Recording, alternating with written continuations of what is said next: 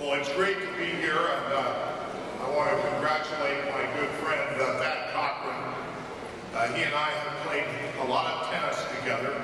Who said that Republicans and Democrats can't get along? We certainly get along on the National Service Program.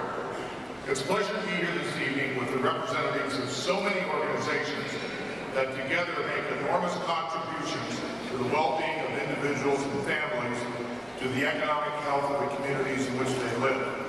What all of you do not only enriches people's lives in tangible ways, it also represents a tremendous bargain for our government, providing exponential returns on the relatively small investment that we make from the federal budget. I'm proud to accept this award on behalf of your many supporters in Congress and certainly on our House Appropriations Committee, where it seems we face the annual challenge of providing a small, sustaining level of funding for the Corporation of National and Community Services. Some years, the challenge is greater than others, and obviously this was the case as we struggled with the task of meeting the agreed-upon spending cap for the current year. The initial proposal from Subcommittee Chairman would have all but eliminated the valuable federal partnership that since its creation in 1993 has become the nation's largest annual grant maker supporting service and volunteerism.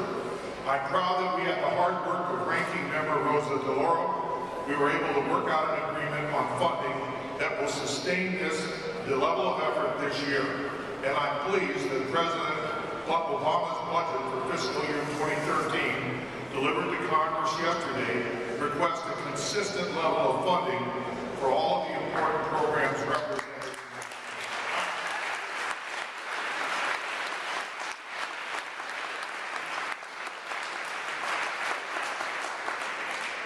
Like most of the members of our caucus in the House, supporting the Corporation for National and Community Service, I see firsthand the good work that takes place through its efforts in my home state of Washington, where AmeriCorps and Senior Corps volunteers are teaching, building, sharing, and otherwise helping make our communities better places in which to live and work.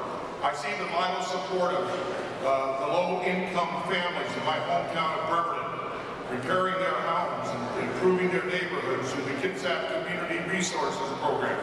We have Teach for America volunteers adding new energy to Tacoma area high schools. The Olympic Community Action Council in Port Townsend is working with unemployed veterans, helping them to find gainful and long-term employment. And it is at times of crisis and emergency that the work of these volunteers becomes even more critical.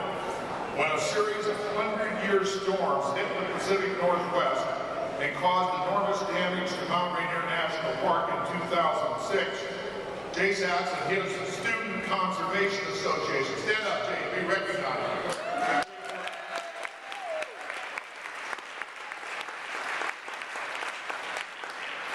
Its volunteers played a pivotal role in our ability to reopen the park on time for the 2007 season. The student volunteers accomplished more than 100 separate projects, including trail and bridge repairs, control of invasive species, and campsite restoration. I recall the park superintendent telling me that the project accomplished by SCA members saved the Park Service more than $1.6 million. In this difficult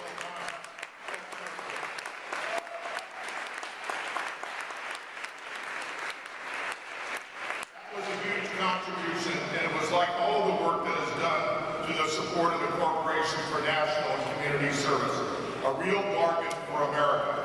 Now, the most important thing that the National Service Program has done for our family is when a young lady, Ann Johns from Indianapolis, came out to Washington State to be a National Service Corps teacher and worked in the community, and she met my son Ryan, and they got married